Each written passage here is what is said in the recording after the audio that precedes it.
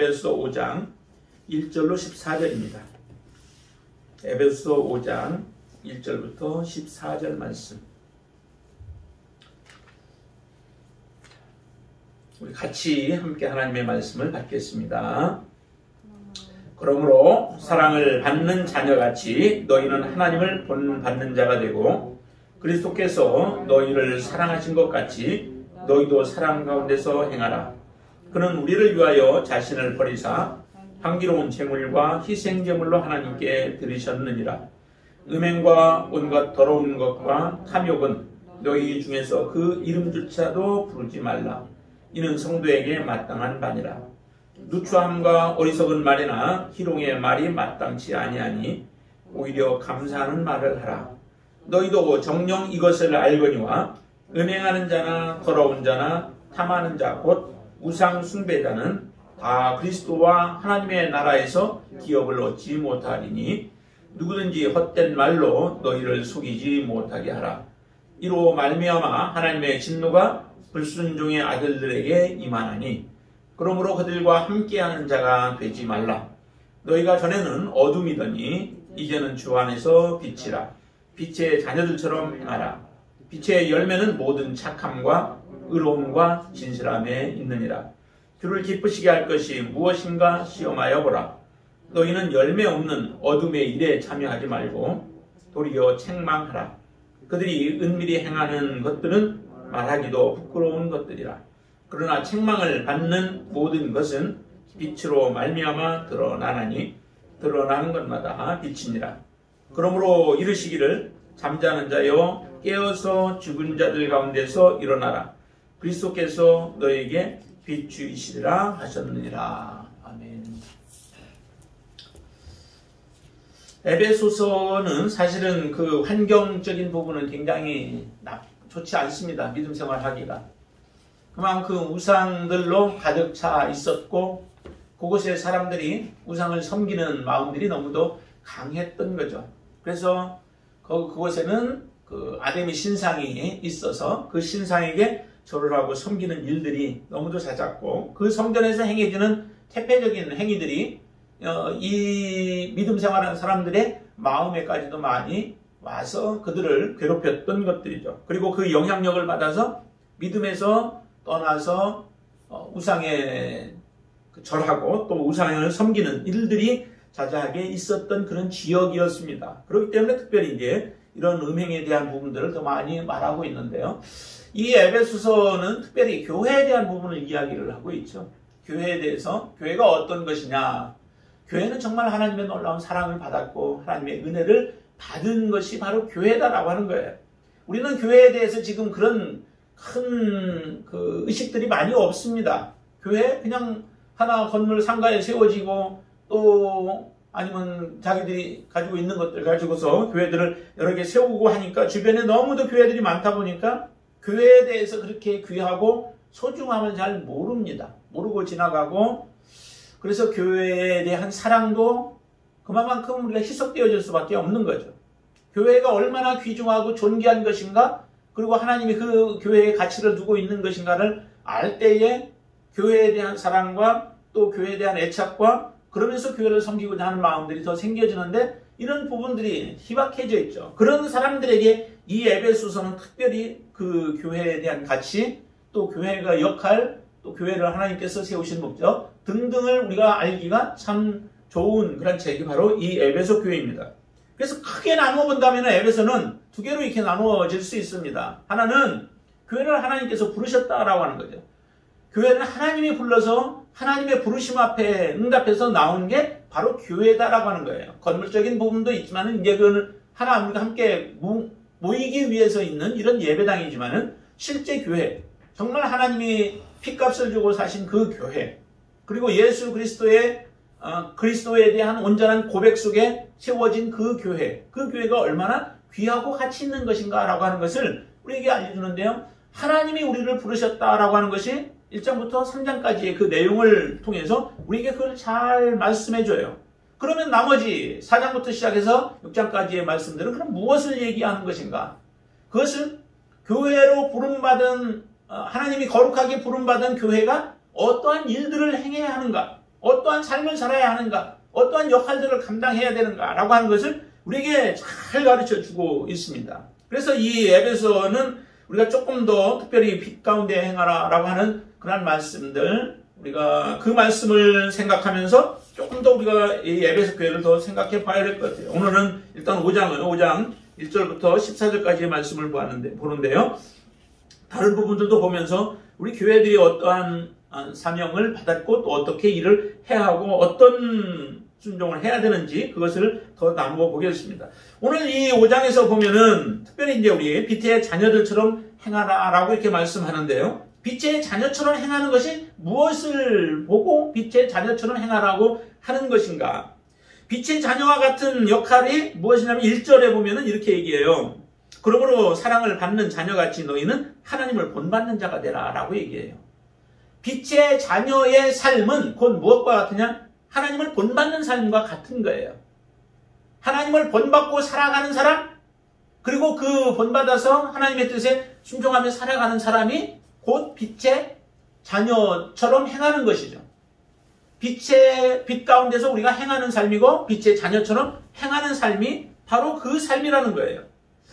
그럼 누가 이게 하나님을 본받고 살아갈 수 있을까? 하나님을 본받고 살아갈 수 있는 사람은 하나님의 사랑을 받은 자만이 가능한 거죠.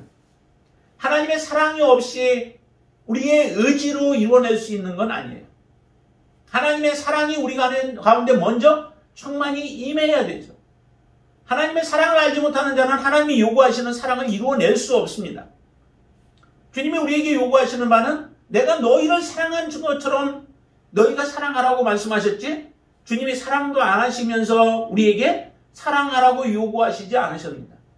반드시 이 세상의 다른 종교들은 무조건 요구하죠. 신들이 요구를 하죠. 그 우상들이 요구를 하지만은 하나님은 우리에게 모든 것을 다 앞서가시며 본을 보여주셨고 먼저 다 주셨고 채워주시고 나서 그 다음에 우리에게 주신 것 가운데서 하나님 앞에 순종하기를 원하고 또 하나님의 뜻을 따르기를 원하시는 거예요.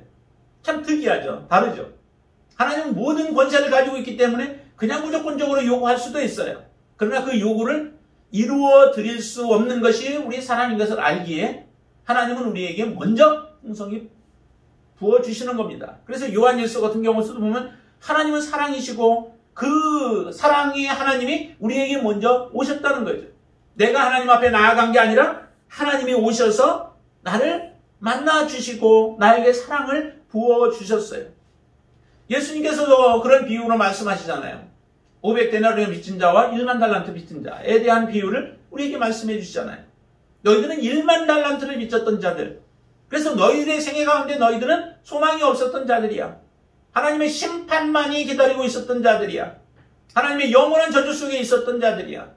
너희들이 죄악으로 인하여서 그랬던 자들에게 자기의 사랑하는 아들을, 그거 어떻게 자기의 사랑하는 아들 하나밖에 없는 예수 그리스도, 그 독자 예수 그리스도, 더군다나 하나님이신 그분을 우리를 위하여서 내어주실 수 있겠어요? 그런 큰 사랑으로 우리를 사랑해 주셨기 때문에 우리가 하나님 앞에 나올 수 있는 자격을 얻은 자들이라고요. 이런 자격을 얻어서 우리가 하나님 앞에 믿음의 삶을 살아가면서도 우리는 전혀 하나님 앞에 그런 자격을 얻은 자답게 살지는 않아요. 하나님의 은혜에 우리가 보답하지 않고 살아간다는 거죠. 그런 큰 사랑 1만 달란트 어떻게 갚을 수도 없는 그 빛을 하나님은 탕감해 주셔서 우리에게 사랑을 맛보게 하셨고, 그러면 이제 너희들이 살아가면서 다른 사람들을 사랑하라는 거예요. 1만 달란트와 같은 모습으로 사랑하지 않았대요. 그냥 500데나리온 빚진 자를 용서해 주시는, 그것도 크죠, 크기는.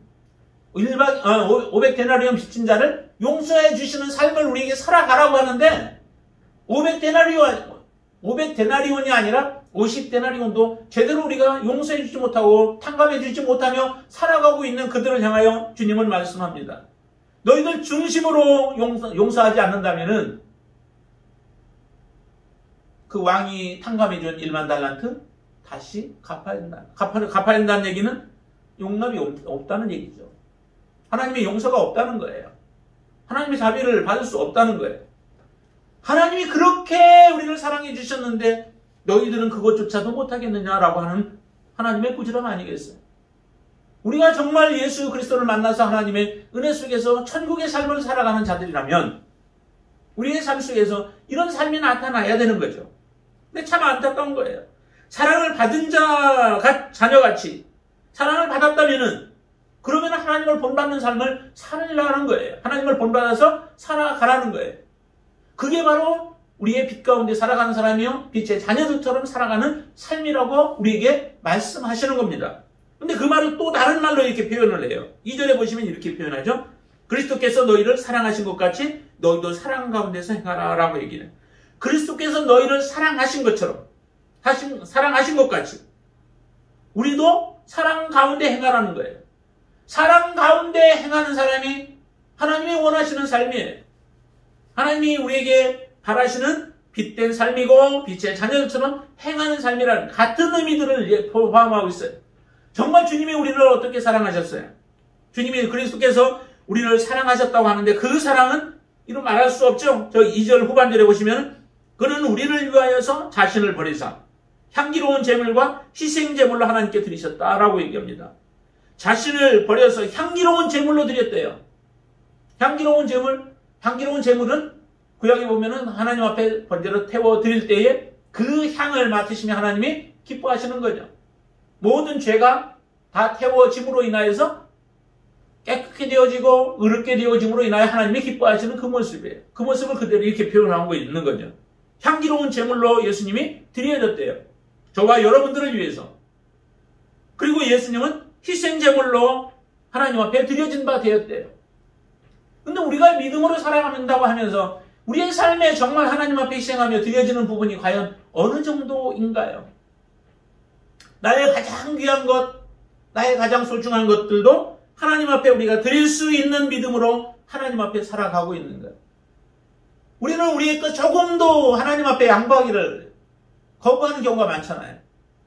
하나님 앞에 모든 것을 다 드려도 사실은 부족한데 그 가치를 그만큼 우리는 인정하지 못하고 있다라고 하는 거예요.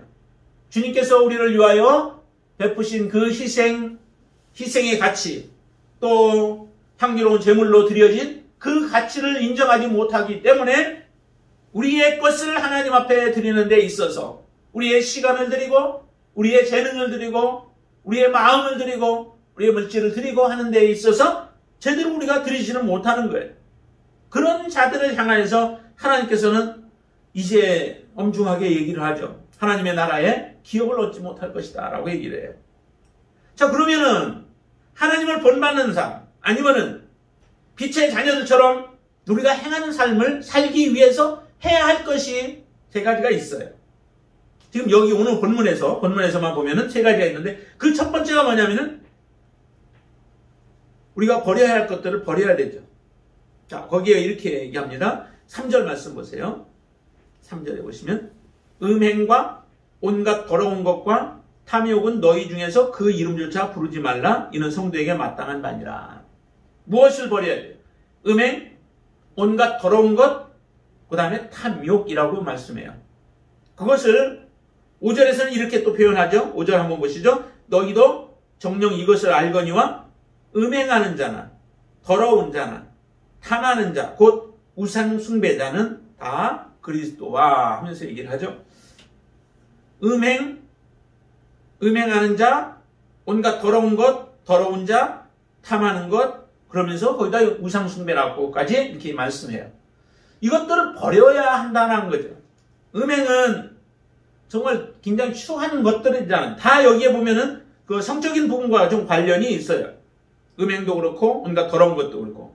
탐욕은 우리의 마음속에 어떤 욕정 같은 거 이런 것들을 일어남으로 인하여서 빚어지는 그런 죄악들이죠. 그것들을 다 버리래요. 오히려 여기서는 얘기하기를 이름조차도 부르지 말라는 거죠. 성도의 입에 그것을 거론하는 것조차 하나님께서는 그것을 마땅치 않게 보시는 거예요. 성도라고 한다면은 성도의 본분, 성도의 그 성도답게 우리가 살아가라라고 하는 것을 지금 말씀하시는 거죠. 더러운 것들은 하나님이 원치 않는데요. 왜 그럴까요? 하나님께서는 거룩하신 분이시기 때문에 그렇죠. 하나님의 성품에 전혀 맞지 않는다는 거예요. 근데 우리가 늘 이런 생각을 가지고 살아간다면은 그거는 그리스도인이라고 우리가 입술로는 고백할지 모르나 결과적으로 우리는 그리스도인이 아니라는 겁니다. 그래서 이것을 철저하게 우리는 버려야 돼요. 계속 성경에 보면 다른 골로새서 같은 경우도 보면은 우리에게 그런 말씀을 하시죠. 위의 것을 바라보고 땅의 것을 바라보지 말고 땅에 있는 육체의 그 소욕들은 버리고 하늘의 것을 소망하면서 우리가 살아가라라고 우리에게 말씀하세요. 이것은 반드시 우리가 버려야 돼요. 버리는 작업이 제대로 되어지지 못하면은 그곳에 아무리 깨끗한 것을 집어넣은들 무슨 의미가 있겠어요? 이 컵이 더럽혀졌으면은 이 속에 물을 버려야 돼요. 버리고서 씻어내야 이것이 거룩해지지. 그냥 더러운 것을 그대로 두고 물만 더 붓는다고 그게 온전히 깨끗해지진 않죠. 많이 보면 나중에 이제 다 더러운 것이 나가면은 그렇게 되겠지만은 시간이 더 많이 오래 걸리죠. 그러기에 우리는 반드시 이 음행이나 온갖 더러운 것들이나 탐욕을 우리 이름조차도 부르지 아니하는 그러한 믿음의 결단이 필요하다는 거죠. 그 탐하는 것은 우상숭배라고 말씀하고 있어요. 골로새서에서도 그러죠. 거기서도 그 탐심은 우상숭배다라고 말씀해요.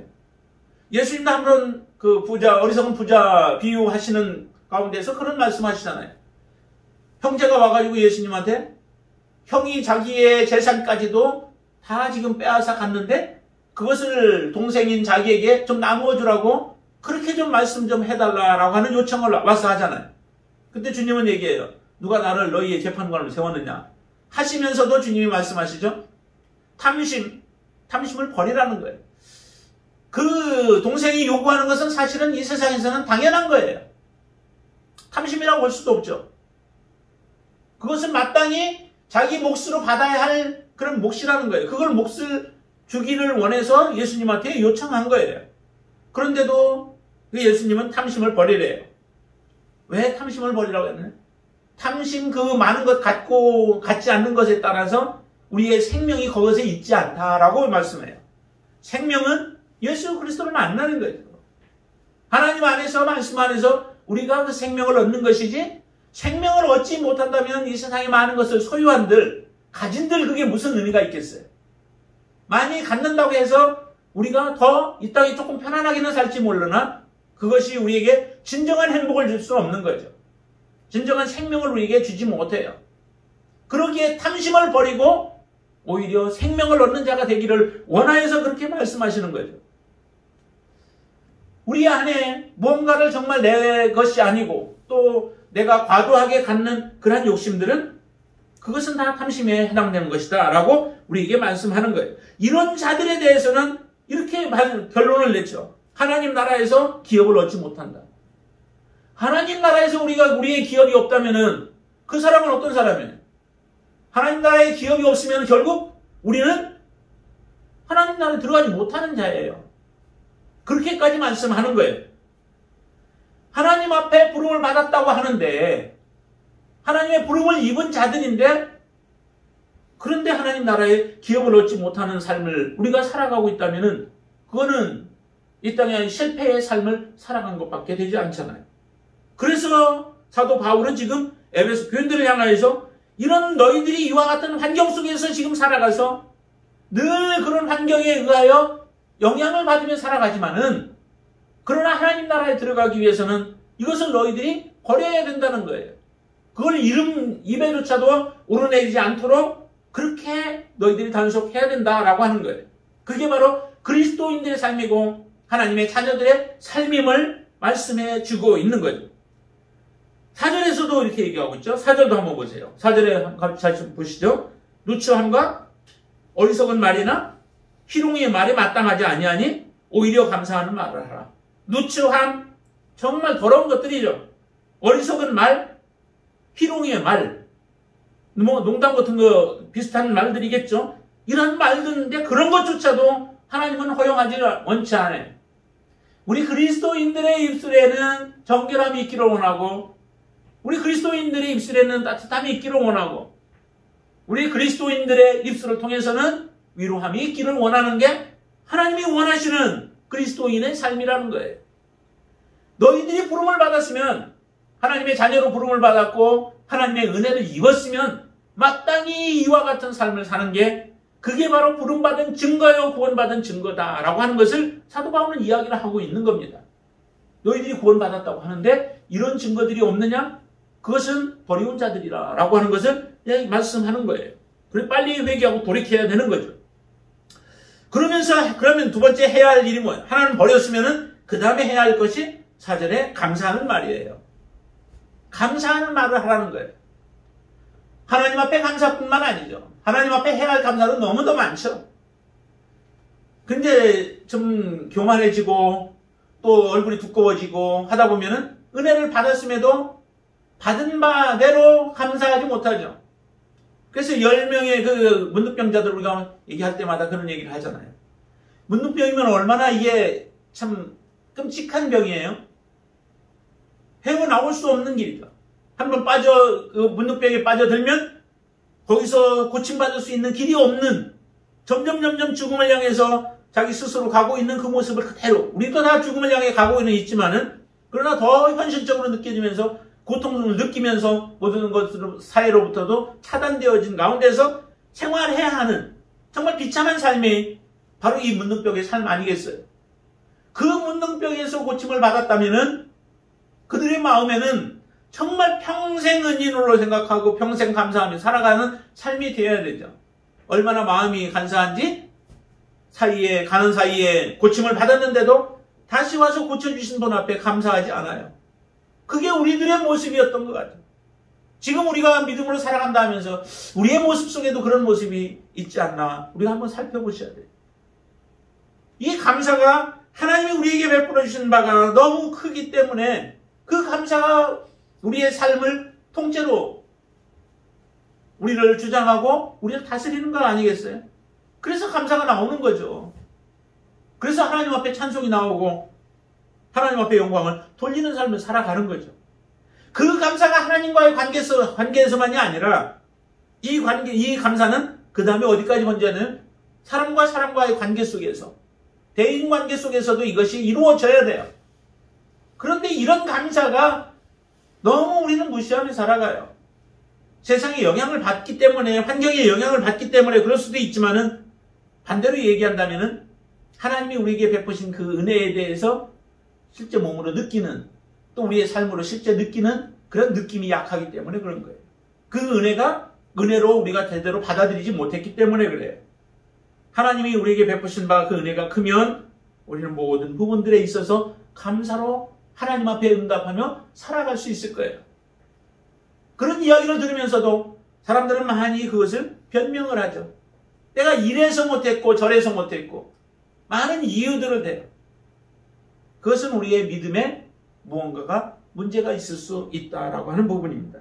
그래서 이렇게 감사하는 자가 되라라고 우리에게 말씀하시죠. 그리고 또 한 가지 이제 해야 할 부분이 뭐냐면은 6절 말씀 보세요. 6절, 누구든지 헛된 말로 너희를 속이지 못하게 하라 라고 하는 거예요. 헛된 말로 너희들을 속이지 못하게 하라.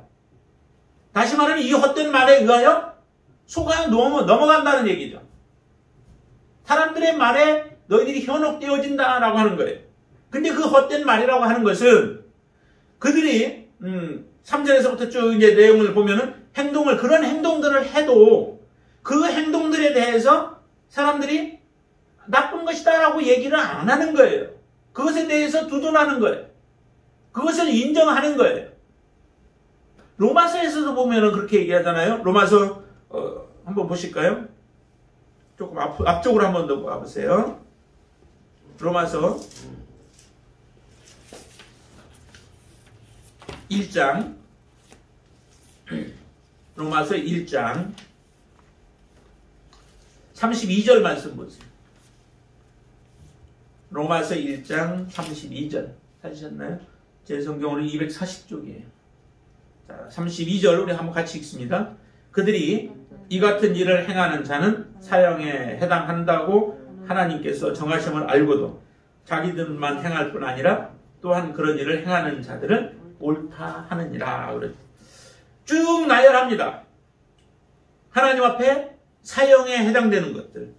다시 말하면 하나님으로부터 심판과 저주 속에 있는 그러한 삶의 모습들이죠. 그런 일들을 행하는 것을 자기만 이런 것은 사형에 해당되는 것을 알면서도 그런 일들을 행할 뿐만 아니라 그런 일들을 저지르는 자들에 대해서 옳다고 인정하는 거예요. 그러니 그 사람들이 그 죄악에서 떠날 수가 없는 거죠. 완전히 이 죄악에 꼭꼭 묶어놓는 것과 같은 일들이에요. 그것에 대해서 책망을 해야지 사람들이 돌이키게 되어지고 그 죄악에서 떠나게 되어지는데 너희들 잘하고 있다는 거죠. 괜찮다는 거죠. 악을 저질러도 괜찮다는 거예요. 하나님 앞에 범죄해도 괜찮다는 거예요.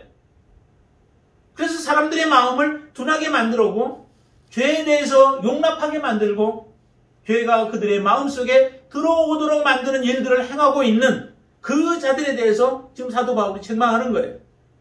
그 모습이 지금 이 에베소에 있는 사람들 가운데에도 그런 일들을 행하는 자들이 있다는 거죠. 꿰는 자들이 있다는 거예요. 너희들의 영혼을 도적질하는 자들이 있고 너희들의 영혼을 망치려고 하는 자들이 너희들 곁에서 말을 하고 있는데 너희들은 그런 말들에 속지 말라는 거예요. 그게 바로 그리스도인들이 해야 할 그런 삶의 모습이죠. 이것에 속아 넘어가게 되어지면 결국은 그들은 하나님의 심판 가운데 놓일 수밖에 없는 거예요. 하나님의 심판이 누구에게 나타나나요? 하나님의 심판은 어둠의 자녀들에게 나타난 거죠. 어둠의 일을 행하는 자들. 하나님께서 죄라고 말씀하시는 것들을 행하는 자들에게 하나님의 심판이 나타나게 되어 있습니다. 이처럼 하나님께서 우리를 부르신 목적은, 우리를 부르신 이유는 바로 이런 것을 위해서 하나님의 앞에 빛의 자녀들처럼 우리를 행하라고 우리를 부르셨는데도 그것을 우리가 외면하고 그 명령을 순종하지 못한다면은 결과적으로 하나님 앞에 심판대에 설 수밖에 없는 것이죠. 그래서 이 사도 바울은 이렇게 얘기합니다. 못하게 하고 그리고 너희들은 그들과 함께 하는 자도 되지 말라는 거예요. 7절 말씀 그렇게 하죠. 그들과 함께 하지도 말라는 거예요. 함께 하게 되면 그 영향력 속에 점점 빠져 들어가게 되어 있죠. 누구와 교제하느냐에 따라서 그 사람의 됨됨이가 나타나요. 지혜로운 자와 함께하면 지혜를 얻게 되어질 것이고 미련한 자들과 함께하면 미련이 우리 가운데 덮쳐오게 되어 있죠. 이 헛된 말을 하는 자들과 함께 하다 보면은 그 말이 나도 모르게 내 마음에 점점 자리를 잡게 되어져서 결국 우리의 인생을 망쳐버리게 만들어 버리는 겁니다. 그래서 그들과 함께 하지도 말고 해야 할 일이 있다면 어떤 일을 했냐? 11절입니다. 11절 한번 보세요. 너희는 같이 읽습니다. 너희는 열매 없는 어둠의 일에 참여하지 말고 도리어 책망을 하는 거예요. 그들이 어떤 지금 있을 일을 행하고 있고 너희들이 취하는 태도도 어떤 것이고 그 잘못된 것들을 책망하라는 거예요. 책망하래요. 자, 요한일서에서는 이렇게도 얘기를 해요. 요한일서 한번 5장을 더 한번 찾아볼까요? 요한일서 5장 뒤쪽으로 가셔야 돼요. 제 성경으로는 394쪽인데요. 394쪽 요한일서 5장 16절 17절 말씀 한번 볼까요? 16절 17절 말씀 찾으셨나요? 자, 같이 한번 읽습니다. 누구든지 형제가 사망에 이르지 아니하는 죄에 범하는 것을 보거든 구하라. 그리하면 사망에 이르지 아니하는 범죄자들을 위하여 그에게 생명을 주시리라. 사망에 이르는 죄가 있으니 이에 관하여 나는 구하라 하지 않노라. 모든 불의가 죄로 돼 사망에 이르지 아니하는 죄도 있도다. 그러면서 죄를 범하는 자들에 대해서 책망을 하라는 거죠. 그러면 그들을 구하라는 거예요. 그래서 그들에게 생명을 얻게 하라는 거예요. 그렇지만 그 가운데는 구해야 할 것이 있고 구하지 말아야 할 것이 있다는 거죠. 생명에 이르는 죄를 범했을 때는 그거는 구해봤자 하나님이 들어주시지 않는다는 거예요. 그러나 생명에 이르지 아니하는 죄가 생명에 이르지 아니하는 죄가 있을 때는 그들을 책망해서 바르게 돌이켜서 그 생명을 구원하라라고 얘기를 해요. 사울이 잘못을 범했을 때에 사무엘이 그를 위해서 기도하기도 하죠. 그러나 하나님은 단호하게 나중에는 그를 위해서 기도하지 말라 해요. 그런 이미 이제 하나님이 결정해버린 거죠. 두 번씩이나 하나님 앞에 범죄함으로 인하여서 하나님의 말씀을 듣지 아니함으로 인하여서 더 이상 기도하지 못하게 만들어요. 그런 것과 같이 하나님 앞에서 우리의 모습도 그렇다는 거죠.